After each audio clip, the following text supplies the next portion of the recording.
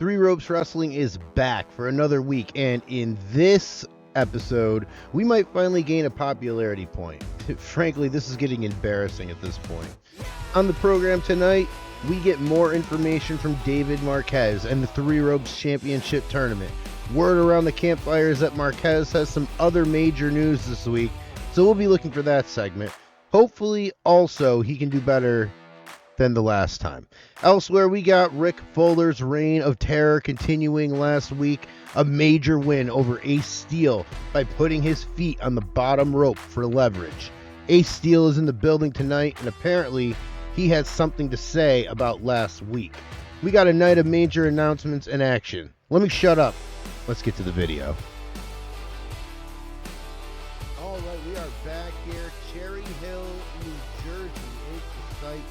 Three Ropes Wrestling Frozen Ground set to take place for 1 hour here tonight. The ticket pricing, we kept as normal. We would love to get free tickets out. We would love to start making enough money to get free tickets out. But for right now, there is no other source than the tickets. So we are going to do a normal pricing structure here tonight. Now, we had two segments here, Ace Steel and Lance Storm come to the ring. Storm says he wants a blah blah blah, and David Marquez will announce the title tournament and something else, weekly location. Yes, so these two things are here. The problem is Lance Storm is booked tonight. He was not he did not show up in the availability schedule as booked until we went down here to absent, and we find that Axel Rotten was sent home. He was too high to perform, so we sent him home, gave him a stern warning, and he was upset with us. Black Dragon and Lance Storm both working for the West 4 Wrestling Alliance tonight. So we're going to have to take our lumps as a small company. We're going to have to give up our talent whenever they want to go somewhere else. It's just business, right? But we are going to have to do that. So Lance Storm does not show up tonight. He calls in at the last minute. We're going to forgive him because we need him, but that's not cool. That's not good. All right, let's go, and we can now start the show. All right, now David Marquez, in a truly abysmal 5-minute interview, we saw David Marquez cut a promo. He was talking about Three Ropes Wrestling's championship tournament. We are going to have a tournament bracket next week. There might be some new names on there. I'm thinking about getting a couple new workers. I don't know who yet, but we will go over them if I do, and they might be in the tournament. Also, Three Ropes Wrestling will be doing a weekly show, a live event every Saturday at the in Cherry Hill, New Jersey. So the 52 people here tonight, we're very happy about this. Marquez doesn't have the microphone skills. We have to stop because he got a 0 the last time. He gets a 0 today to start the show, so that's not great at all. That's probably going to knock us down to not being able to increase our popularity today, but who knows? Stevie Wonderful could have done a better job as a road agent. The angle was a terrible way to start up the show, and I anticipated that. So the next one, about that subpar but non-existent crowd. He's Shane Helms. We are trying to keep him strong. He defeated Ace Darling. We brought in Ace Darling for $30. He is a local talent. And Helms gets the win with a nightmare on Helms Street. The match was designed to work the crowd because I expected that Marquez would do a terrible job. I didn't expect, because I had the first time he did the promo, Marquez's, it was a improvised one. Now this one I had him go on script, and he still got a 0. So David Marquez will not be used on camera probably anymore. We might actually do an angle there so we can get an on-screen person to at least be able to deliver news in a good way. Darling got a 17, Helms got a 19. Shane Helms is good, but Ace Darling is what I meant to bring up. Ace Darling is going to be somebody we look at. I would like to shortlist him and see where he works. I know the ECWA is a possibility. I would like to see if he could get more bookings, because I do like Ace Darling's future.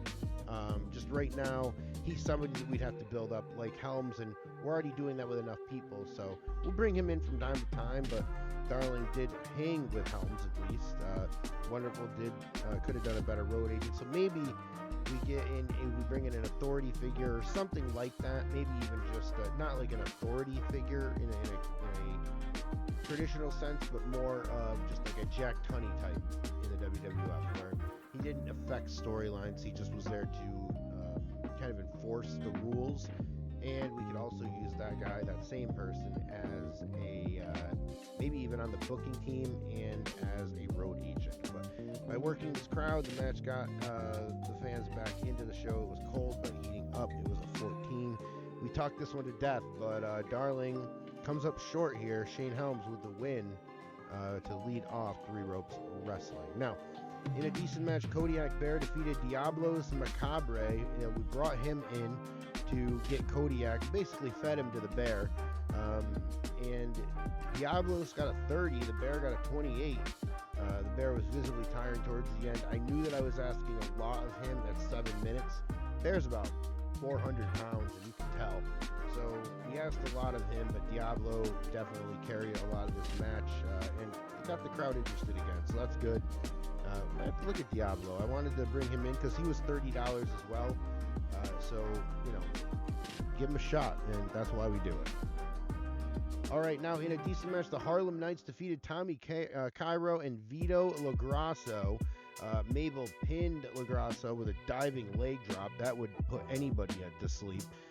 He knocked him out and won the match. Bobby Knight had an in-ring performance of 22. That's pretty good. 22 is not bad.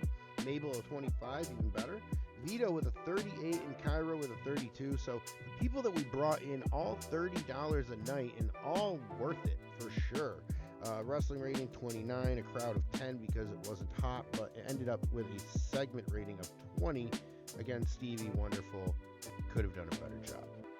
All right, now in our main event, Max Muscle and Ace Steel. Ace Steel defeated Max Muscle in 12 minutes with the spinal shock. Max Muscle debuted, got a 17 and an adequate gimmick. He's a powerhouse. That's pretty much what it is. So you've seen it before, right? Ace Steel got a 25, which is good. Max Muscle debuted. The Lance Storm Rick Fuller storyline did advance because Ace Steel was in a match, and in the match, Rick Fuller came down, and that is what advanced the storyline. Rick Fuller just started smirking and looking and just kind of waiting outside, not getting involved or anything. There was a time where Ace Steel was thrown out of the ring by Max Muscle, and Fuller did not purposely do anything, just held his arms up, showed the ref that he wasn't there for anything. Eventually, Steel would win the match, and Fuller would then show why he was there. Fuller showed up, slid into the ring, and these two started brawling until the segment ended and the show ended. Three Ropes Wrestling officials were separating them as the show went off the air. Rick Fuller, for the third show in a row, has made a major disruption, and it is in the third show in a row that is at the cost of either Lance Storm or Ace Steel. So we'll have to see where that goes. I had something else planned for the 52 people here in Cherry Hill, New Jersey tonight, but that is how it goes. Lance Storm was not able to show up.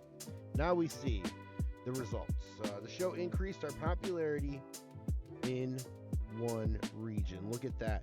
Now the crowd was disappointed at not getting any matches that were aimed at storytelling. That was my fault. I'd actually forgotten to do that. And then all these, I mean, we're losing money here, so we're not going to advance that at all. But that is the show here, 52 people. And now we see we're going to address the locker room. And I think we're going to actually make good with a couple people that we brought in, which might help with negotiations later. But we're going to say that they both did a good job. And then the finance report. This is always the scary part. We did lose $404. We are at a total loss of $1,651. $404. Oof. we're losing money here, right? We are losing money, but I'm not really worried about it until it gets to about $10,000. I don't even know what the number is. I'm hoping that it's more than $10,000, right? But either way, we lose $404, and we're just sitting at just a little over $1,500 in the hole. It did gain our popularity, but it didn't get us a point yet, so we are still at 0. This is taking forever to even get a point, but that is what we have to do. Now, the media scrum not going to happen because we do not have a television show. We don't have any media that's actually interested in interviewing. How sad. Either way, that is the show, guys. If you're still with me, please hit the like and the subscribe button. It really, really helps the channel out. It is free, and you will make my day. And I know the last one doesn't matter, but it's still true. It's still true. Either way, next time, I don't know, but I'm hoping that Lance Storm is back. I'm hoping that we might have a couple other people, and we will have a bracket to show for the Three Ropes Wrestling Heavyweight Championship. Until then, I will catch you in the next video.